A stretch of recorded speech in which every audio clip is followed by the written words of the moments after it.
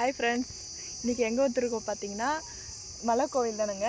ஆமாங்க, இன்றைக்கி வந்து பார்த்திங்கன்னா சிவன் கோவில் தான் வந்திருக்கோம். இது வந்து மலை மேலே இருக்குங்களா, தெரியுதுங்களா?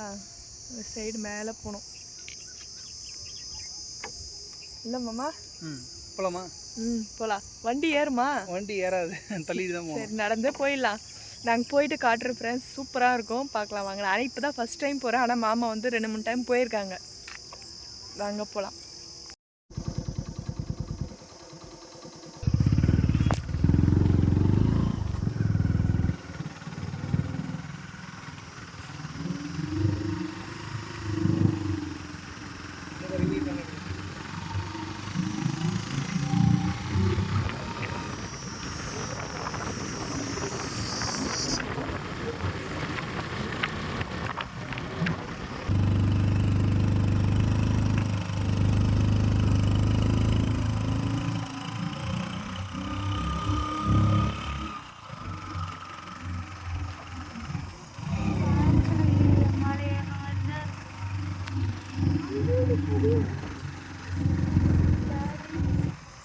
இறங்க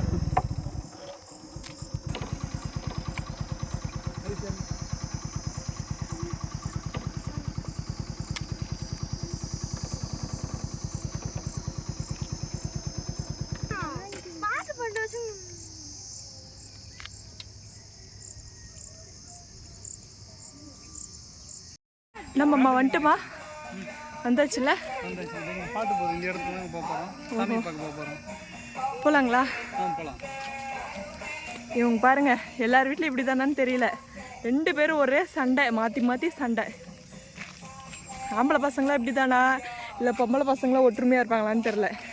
டேய், என்னடா மறைகிற? ரொம்ப வால் பையனாக இருக்கிறான் இவன். இவன் வந்து அப்பா பிள்ளைங்க, இவர் வந்து பார்த்திங்கன்னா அம்மா பையன். இல்லடி, அம்மா பையனா அப்பா பையனா? நீ அம்மா பையனா? சரி போகலாம்மா, நம்ம சாமி பார்க்க. ஹாப்பியா? சரி வாங்க போகலாம். அம்மா வாங்க போகலாம்.